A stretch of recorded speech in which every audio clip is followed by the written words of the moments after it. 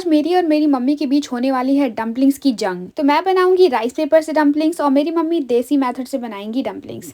तो सबसे पहले मैंने लिया है राइस पेपर और इसे देख के मुझे डर लग रहा है क्योंकि ये इतना पतला है, पता नहीं मेरे से बन पाएगा कि नहीं, लेकिन अब मुकाबला ले ही लिया है तो करना तो पड़ेगा ही। तो चलिए बनाते हैं। सबसे पहले मैंने ये राइस पेपर लिया, इसमें 10 शीट्स होते हैं, तो यानी कि इससे बन सकते हैं आपके 20 डम्पलिंग्स। सबसे पहले तो मैंने एक शीट लिया और उसे पानी में सोक किया। इसे पानी में दोनों तरफ से अच्छे से भिगोना है और इस तरह पानी में छोड़ देना है 2 मिनट के लिए। 2 मिनट में वो सॉफ्ट हो जाएगा। तब तक मैंने यहाँ पे मिक्सचर तैयार किया है। इसमें मैंने पत्ता गोभी, प्याज और पनीर को छोटे छोटे पीसेस में कट करके और फ्राई किया है। सिर्फ नमक डाला है और कुछ भी नहीं। और देखिए यहाँ पे मेरा जो राइस पेपर था वो कितना सॉफ्ट हो गया है। तो मैंने इसमें फिलिंग की और बिल्कुल समोसे की तरह इसको फोल्ड कर दिया है।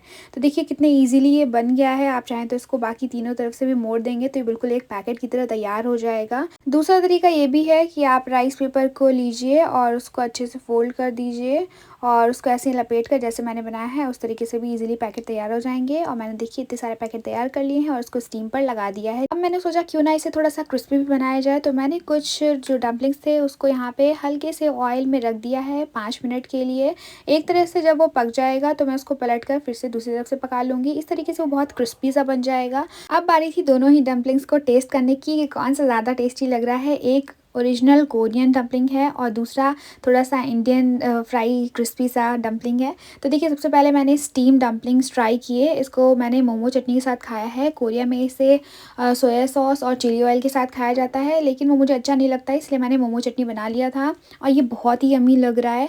ये बिल्कुल सिंपल होता है क्योंकि कोरिया में लोग ज़्यादा कुछ फिलिंग में नहीं ऐड करते हैं, सिर्फ चिली ऑयल और सोया सॉस के साथ खाते हैं, इसीलिए मैंने इसकी फिलिंग बिल्कुल सिंपल रखी है और इसको मोमो चटनी के साथ खाया। बहुत ही यम्मी लग रहा था। अब बारी थी मेरी मॉम की देसी डम्पलिंग्स की। तो उन्होंने देखिए सबसे पहले मेरे जो फिलिंग थी उसमें चेंजेस किए, उसमें मसाले मिक्स किए, मैगी मसाला, मिर्चे, धनिया, सौंफ, काली मिर्च, ज़ीरा और जितने सारे इंडियन मसाले होते हैं उन्होंने सब कुछ थोड़ा थोड़ा डाला।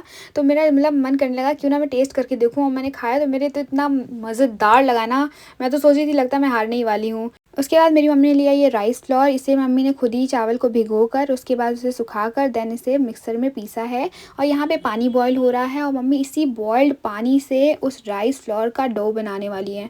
तो देखिए उसे गूंथना कितना मुश्किल रहा होगा। मेरे से तो कभी नहीं हो सकता, मेरे तो हाथ ही जल जाएंगे, लेकिन वो इतनी मेहनत से भाई एकदम खौलते हुए पानी से ये राइस फ्लोर से डो बना रही हैं भाई। और उन्होंने देखिए कितने बढ़िया से बना भी लिया। अगर ये पानी खौलता नहीं ना तो ये इस तरीके से इतना चिकना डो नहीं बन पाता। उसके बाद उन्होंने इस गूथे में आटे के छोटे छोटे से पेड़े बनाए और गोल गोल रख करके रखा हुआ है। अब इसे वो हाथी से बिल्कुल चपटा कर करके बिल्कुल उन्होंने पतला कर दिया, जैसे वो फरे बनाती है ना, बिल्कुल वही स्टाइल उन्होंने रखा है। और देखिए कितना पतला उन्होंने इसे बना दिया है भाई, इतना पतला तो चकले और बेलन से भी नहीं बनता।